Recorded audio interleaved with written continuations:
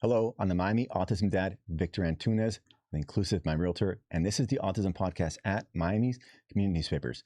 Today I'm with Cristiane Rocha. She is a registered dental hygienist coordinator at Colgate Bright Smiles, Bright Futures, the Florida team. You founded Century Smiles Coaching. Yes. Welcome to the show, Cristiane. Thank you so much for having me. You're welcome. It's interesting because parents that don't have autistic kids, they'll think a podcast on toothbrushing. But when you got autistic kids, like everything is just harder. Yes. And I'm going to say that probably like toothbrushing and haircuts for autistic parents is like war. Yes. We're going to war. You got exactly right. Because as we spoke before about my nephew, that was the first challenge that my sister had was about cutting his hair. Really? Yes. And okay, this isn't a hair cutting podcast today, Exactly. But how did she get past that? Or did she not get past it? Well, it's about communication. We are going to talk about this. Communicating with the professionals. And with the child. Exactly. Like knowing she's a mother, she knows what he likes, what he dislikes, how much he can handle. Right. She knows him. We know our kids. Okay. And I always tell parents, communicate with the professionals. Let them know who your child is. Mm-hmm. Because once they know, this will be better for them as professionals. It's better for me when I know the child likes and dislikes. So you start from there. It's little by little. And I told her, the first time you take him to cut his hair, maybe you won't be able to cut his hair, but it's gonna be a progress. Yes. You know, it's the little things. So don't expect to get done in the first time. So maybe you get there and he will be able to get it there inside and not feel anxious. He will be able to sit there and feel okay. All those little things are progress. And I told her, just go step by step. Maybe he just touch the tools in his head. When he's comfortable, after that, you go to the next step. And once he will combine all that. And he said, okay, I got it. Now I'm ready. And she got it, and he got it. That's great. Yes. You know, in this sense, girls are easier because my daughter, 9 years old, never had a haircut. It's easier because it's less touching, right? But there's no hair. No, she never had a haircut. Yeah. She just has beautiful hair. Okay, but you know, boys is different. Exactly. Yes. So, but the toothbrushing was a challenge in the beginning, and my wife, she got by it all on her own. But it probably would have been easier if she had professionals to help her. And I will say this about the professionals who are listening, like dentists and haircutters. Autism parents are searching for them. Like I'm in an Autism Dads group, and we have a WhatsApp, chat. And dads are always asking, hey, where can I get a haircut in this part of Dade County? Yes. Where can I get a dentist? So if you specialize in that, there's money in that. There's money in that. Yes, it is. I see the challenges because through my work with Colgate, we don't provide treatments. And that's always a question. Wait, you don't provide treatment? We don't do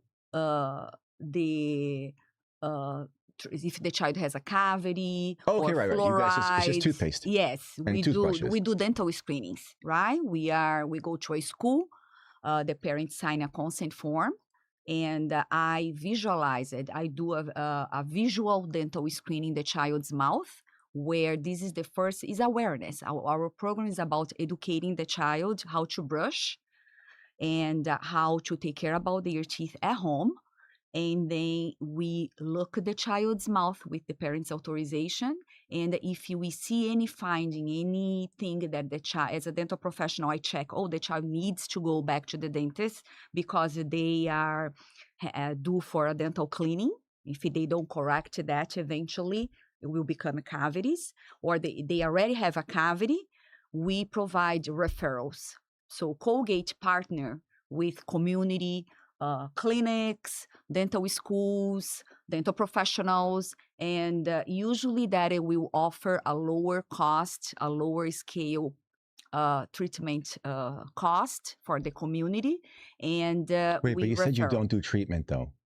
We don't. Colgate directly, when I am inside the Colgate van, we don't, if a child has a cavity, we are not going to be treating the cavity over there. But you said lower treatment cost. Because we referral. I have a referral list of dental professionals and partners where if the child has problems, the children that we are doing the dental screening, we will referral those kids, not directly, but for the organizer. If I go to a school, I will give it to the nurse, our referral list, and the nurse will help the family find, and match a dental professional with the child.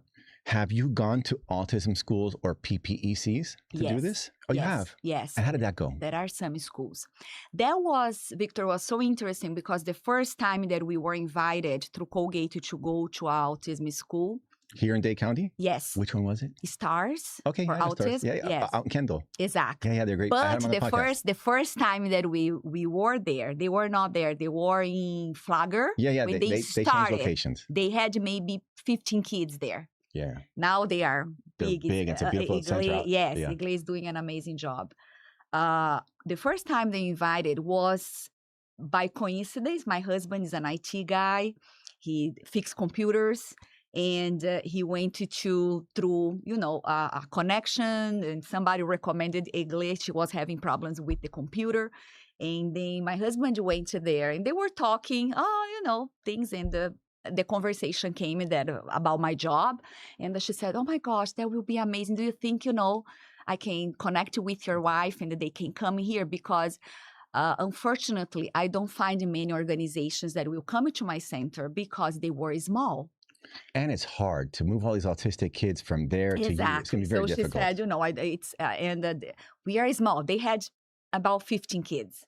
And usually for us, this is small too, because, it has to make sense. When I take my bus, my van to organization, we have to have a minimum of children because the logistics, we offer everything for free. Everything that you saw that day at the family, usually is about 50, 100, 50 kids that we see, the minimum. That's a lot of kids, though. It is. 50, because a lot of these autism schools are quite small. Exactly. But let me finish the story. And then we have this minimum.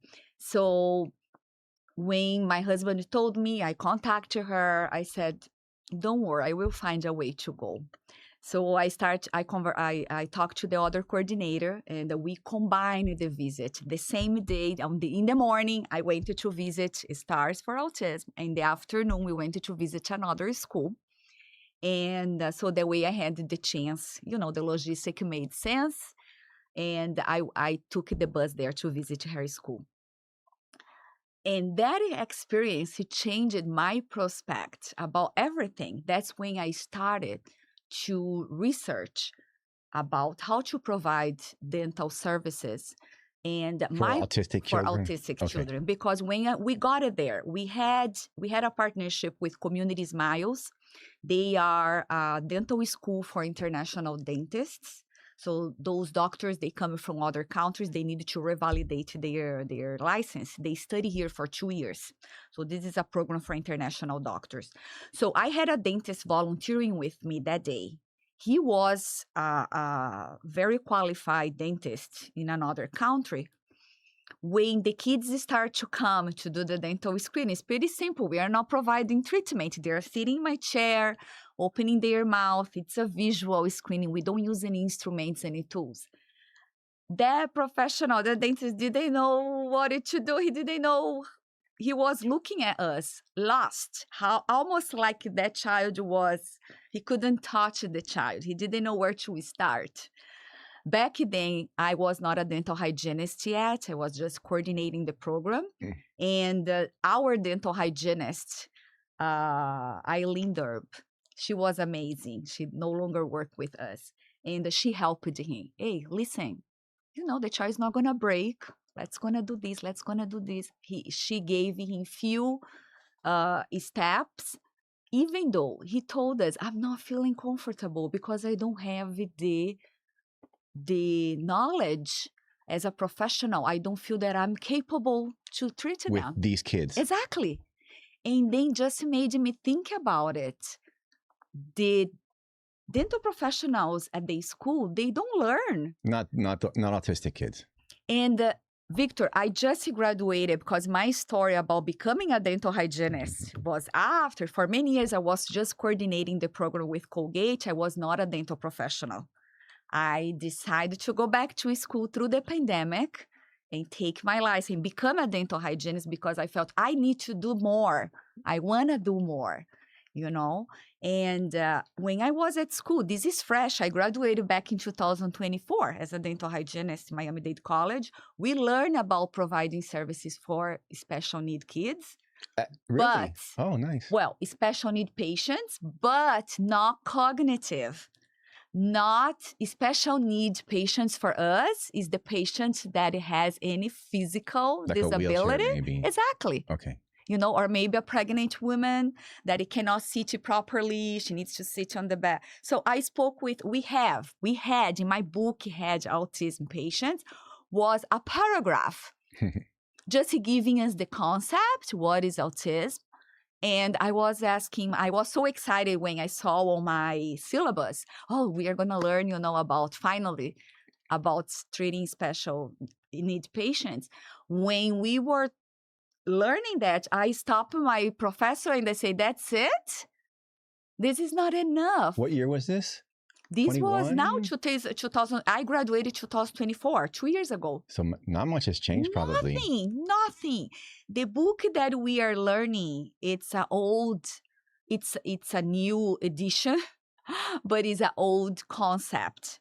There is nothing about autism is quite new.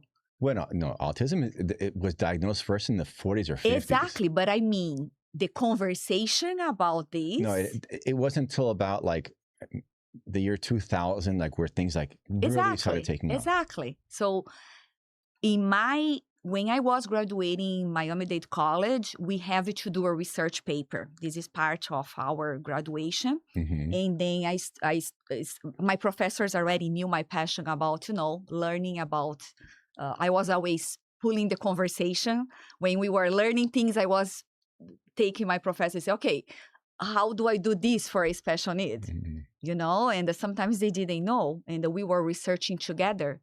So when it was time for me to do my research paper, my professor said, I know exactly what you're going to do, and I will help you. And I was amazed because I had to do a research based on scientific things.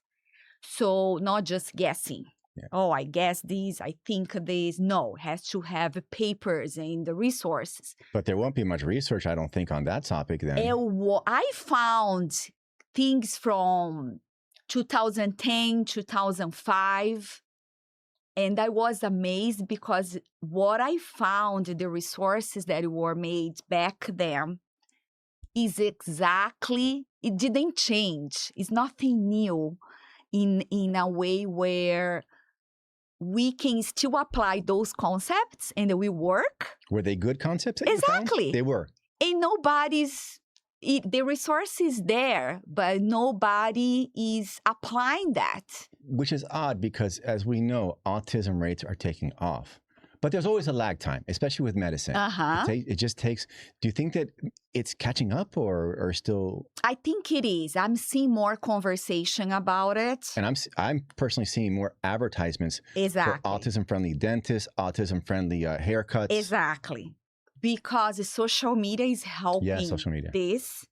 And I think professionals are seeing other professionals doing things. And the community is big.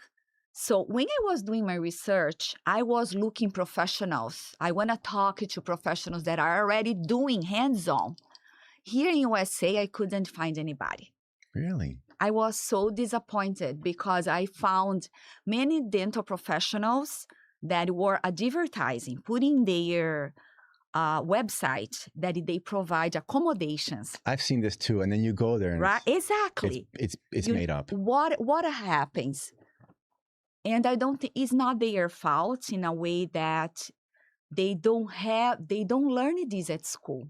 So when they graduate, Victor, they don't know what did they learn, what did they provide, what are their accommodation. They have a separate room, and they provide sedation to allow the child to be more comfortable and allow him. Let me ask you about sedation. I hadn't thought about that. What are your feelings on sedation? I have. In part of my research, resource was how to provide dental cleaning.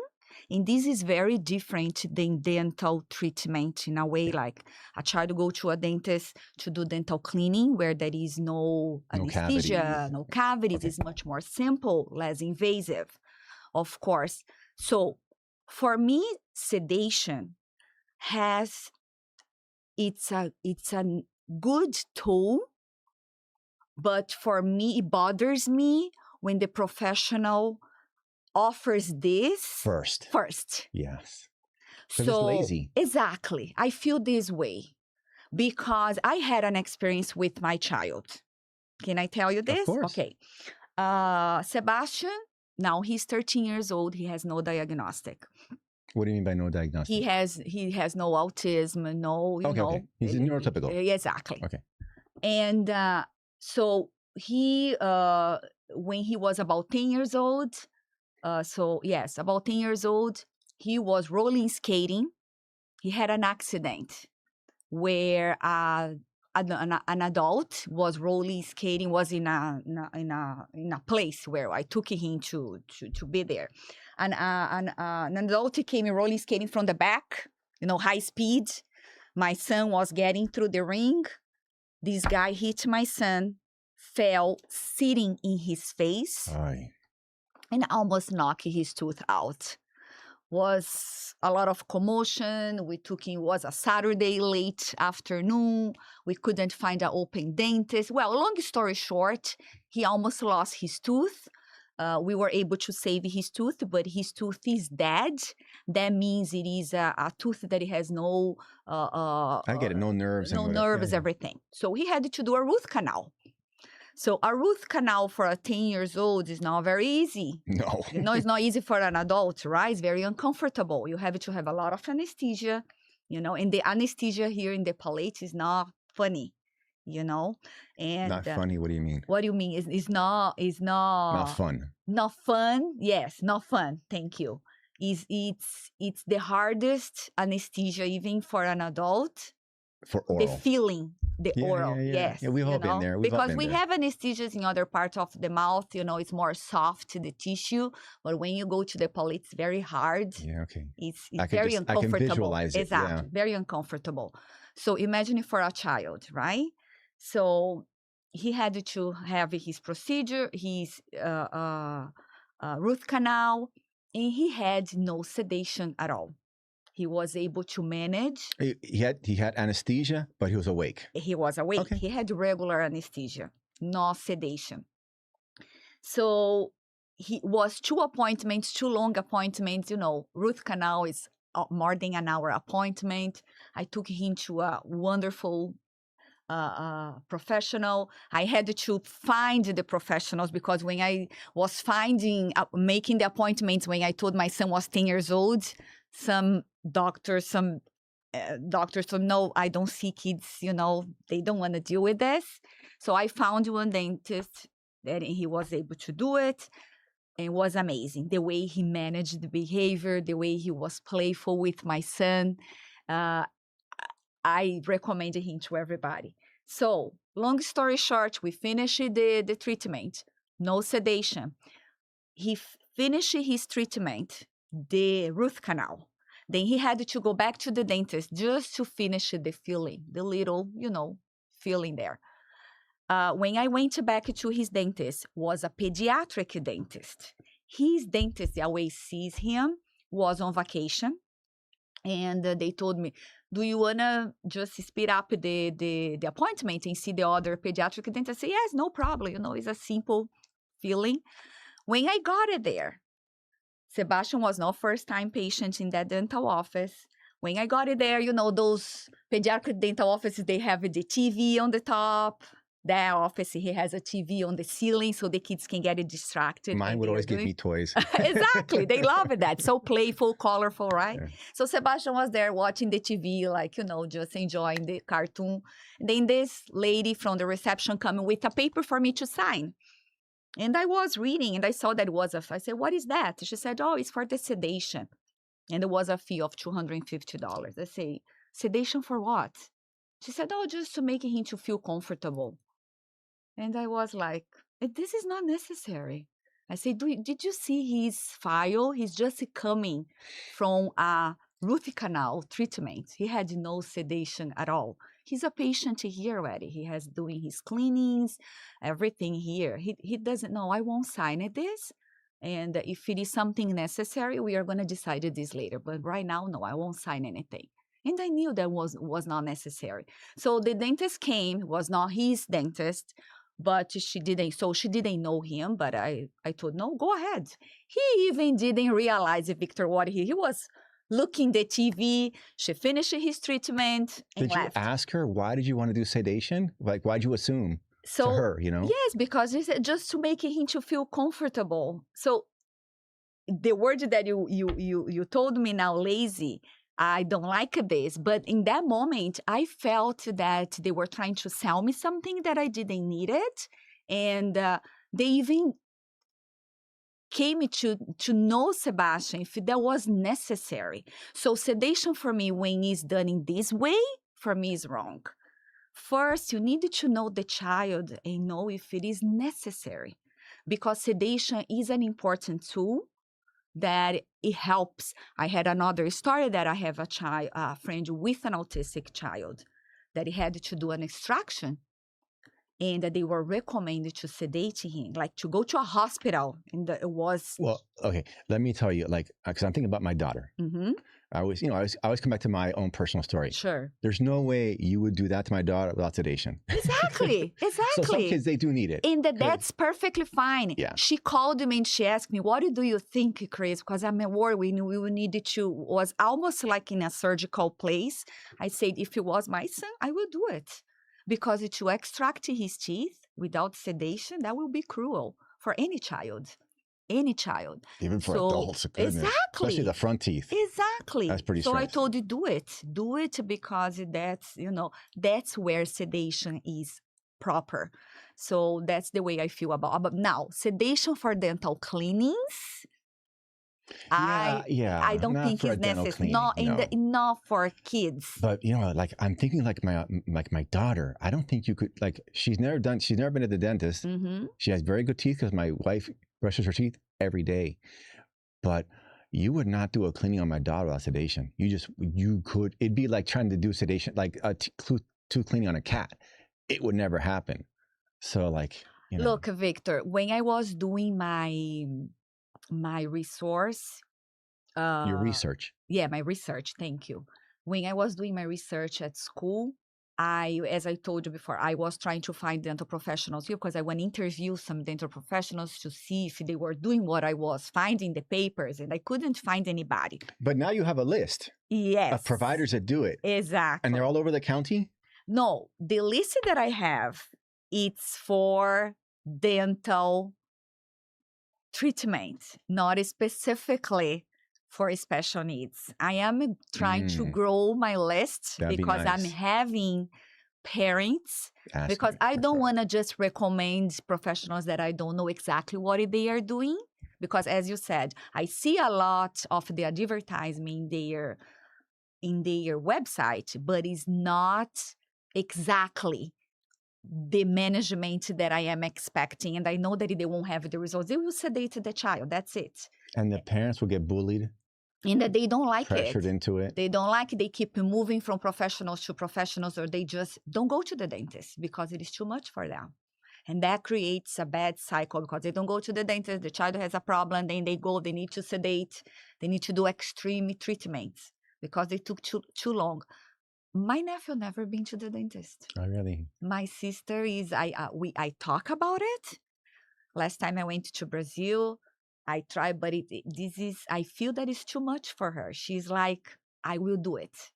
I will do it. Sometimes I talk to her, Milena, have you do it? I will do it. Not yet. Not yet. Because I know that it's a process, and everything, like cutting his hair was a process. So I tell her, just start the process. You'll get there. And what I will tell is, I found 3 dental professionals in Brazil when I was doing my paper, and not knowing, they do what they do the way they do, follows exactly what I found in the papers. And they do just by Self-taught. exactly, just by, one of the dentists, she is a parent she has an autistic boy. Now he's a teenager. So in Brazil, we don't have dental hygienists. The dentists are the ones doing the prophylaxis, doing the cleanings. So she had to learn how to treat her child. And through the way she was developing, techniques in the structure, how to do it. And she's amazing. Now she has a class, and I took a class with her virtually, and she's teaching other professionals how to do it. Super nice. And all the 3 professionals that I interview in Brazil, they don't know each other. They are in different states, and they do the same thing. Mm. It's so interesting. And they have results.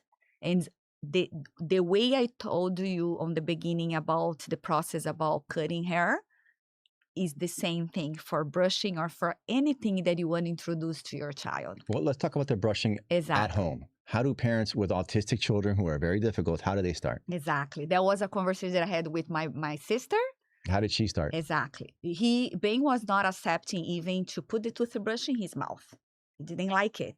So I told her, forget about the traditional, okay? Mm-hmm. Forget about the toothpaste, not toothpaste yet. We are going to start simple with the toothbrush. Just a toothbrush. Very simple. Maybe just water and getting him familiar with the toothbrush first. So what I notice when I am in the Colgate bus, I try to do the same technique because sometimes I just have a few minutes with the child. And I like to tell them what I'm going to do. Nothing is by surprise. So I let they know what I'm going to do. So I told my sister, he knows what you're going to do. Like, Benjamin, let's gonna brush your teeth. Maybe you show. And I told her, show him you or get a toy and show what you're gonna do. Let's gonna brush. So he gets familiar. What is that? What is brushing teeth? So it starts there. So she starts to show him. And it starts small. We are going to do 2 times. 1, 2. That's it. Very small. And when he starts to get familiar, you feel that he's tolerating. The 2, move to 4, move to 5, move to 10, and go slow. Maybe you just start on the front teeth. Just the lips. It's little steps. When she finally was able to get just toothbrush inside his whole mouth, because we say it's about 2 minutes, the proper way to brush your child's teeth, it takes about 2 minutes. When you get it there, then you start the toothpaste. Tiny thing, very little. Maybe he just tasted the toothpaste without, because that bubbles. It's a lot of... Yeah, and then having to rinse your mouth and spit exactly. out. That's very difficult. This is, yes, toothbrush. We don't think about it, right? No, we do every day, but when you think about it, you're like, yeah, that is a lot. It's a lot of process, yes. Yeah. So I told her, just little by little. So, and finally he got it, So he had a song that he liked. So I told her, find something that he likes, make fun. So she found a song that he liked. So every time she was brushing, she was playing the song. Ben, it's time to brush. And he came, and opened his mouth, and she said, okay, now we are going to play the song. Oh, that's super and nice. She was playing the song, and then he tried to leave. She said, no, the song didn't finish yet. Come back here. And he was able to do it. But it's a process, So I will tell parents, start little by little. Yeah, and it seems like a process that can only be done at home. Because you can't do that at the dentist. It's too much, right? It takes too much time. That's where my job comes, where I like to help the families to prepare the child for the dentist. Oh, let me ask you, because we're running out of time here. When you go to these autism schools, are you working with the kids or with the parents? The kids. Oh, really? Most of the time with the kids. But how do you work with 50 kids? I mean, that's too much. It is. Well, we have, a system where, the teacher, when we go to a special needs school, you have the RBTs coming with the child. And I always ask them, who is Jose? right? What he likes, what he dislikes. As I told you, I have few minutes there to do the dental screenings. She comes and they always tells me, oh, he doesn't like this or that. And I always try to give the opportunity for the child to try. Even if they don't want to sit on my chair or everything, I try those little steps that I told you, just maybe sit on my chair. It would be a progress for him. The light is too much, no problem. I put the light there. Sometimes I use a toothbrush for them. They are more familiar with the toothbrush. And they say, okay, I'm just counting your teeth or just brushing. Show me how you brush your teeth. Just the little steps, It works well. It works well. Yeah, well, we're out of time. I thank you so much for what you're doing. You're welcome. I can tell you this, that once you have that list of dentists who are working with autistic kids. Exactly. I got a lot of dads that would love to have that list. Exactly. And it's also a benefit for the professionals because, if you're doing that, you need clients. Sure. I could fill those places because parents are, like I told you, in my dad's group, it's haircuts and toothbrushing. There's a lot of other smaller issues, but that's always like the two big ones. Yes. That, and the parents can find, I'm not being very active in my social media. I want to try to be more active, to give you more tips and things for parents, because sometimes can be, I know, as I always says, the process, you have the process, but you have to start. And I know sometimes it's challenging, this first step. Yes. Are you on Facebook or Instagram? Instagram. What is your handle? It is the name? Yeah. It is Cris Rocha DH. And you're saying it like a Brazilian. No one's going to know what that means. It's not Rocha. It's my name. It's my Rocha. name. Yes, Rocha. Yes. Okay, but I will have the link in the description. Put in the information but you guys flip the R's and the H's. So you say Rocha, people are going to be putting H-O-C-H-A. They're never going to find it. R-O-C-H-A, D-H, what is dental hygienist. Okay. So I try to put a lot of information there for the parents. Great. So they, and if they are open, say they want to ask you questions, they can reach me in my direct. So I will be available. Okay. Well, Cristiane, thank you so much for joining me here today and talking about this very important issue, actually. It is. Thank you. Let's turn to the camera. We'll sign off. All right. So this has been the Autism Podcast at Miami's Community Newspapers. Thank you for joining us, and we'll see you again next time.